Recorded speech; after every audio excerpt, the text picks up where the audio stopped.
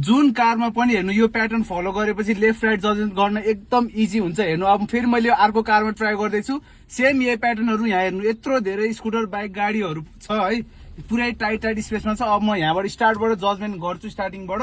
अब हेरौँ है त कस्तो हुन्छ।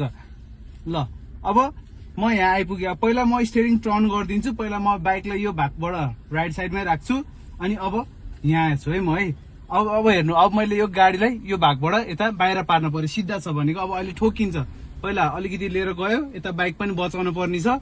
अब हेर्नु यस्तरी यता मैले फुल घुमाइदिन्छु स्टियरिङ। ल यो भागबाट बाहिर गयो। अब बाहिर गएपछि स्टियरिङ मैले सिधा गरिदिएँ, 1 राउन्ड 2 राउन्ड। ल यता टच भएन, क्लियर भयो। फेरि अब मैले हेर्नु यहाँ गाडी पनि छ, उता स्कुटर पनि छ, दुइटै बचाउन पर्ने छ। अब फेरि यो गाडीलाई मैले यो भागबाट बाहिर लैजान पर्यो, यो भागबाट। अब हेर्नु यस्तरी यता टर्न गर्छु मैले, यो भागबाट गाडी उता बाहिर भएपछि ल हेर्नु स्टप। अब मैले स्टियरिङ सिधा गरिदिन्छु। ल अब गाडी यताको गाडी टचै हुँदैन, कन्टिन्यू मुभ भइराख्यो। अब फेरि यता नि स्कुटर छ, फेरि स्कुटरलाई पनि यो भागबाट बाहिरै राख्नु पर्यो।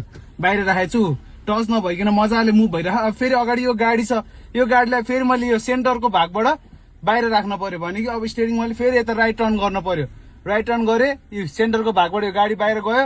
अब स्टियरिङ मैले सिधा गरेर मुभ भए पनि टच हुँदैन। अब यता स्कुटर पनि छ, फेरि यो भागबाट पनि बाहिरै छ भनेको फेरि टच हुँदैन। अब फेरि यो बाइक छ यहाँ अगाडि, अब फेरि यो बाइकबाट नि अब बचाउनु पर्यो। फेरि यो भागबाट यता लेफ्ट टर्न गरेँ, यो भागबाट बाइक उता पर्यो। अब फेरि मैले स्टियरिङ टोटल सिधा गरिदिए पनि उता टच नभइकन जान्छ। अब फेरि यहाँ गाडी छ, गाडीलाई पनि यो भागबाट बाहिरै राख्नु पर्यो। ल फेरि बाहिर राखिदिएँ, मजाले कम्प्लिट भयो, कतै टच पनि भएन गाडी। यो ट्रिक 100% वर्क गर्छ कारहरूको लागि। यो लेफ्ट राइट जजमेन्टको लागि चाहिँ यो स्टेप फलो गर्नु, यो प्याटर्नहरू फलो गर्नु 100% वर्क गर्छ। हजुरहरूको जजमेन्टमा एकदम इम्प्रुभमेन्ट आउँछ है त।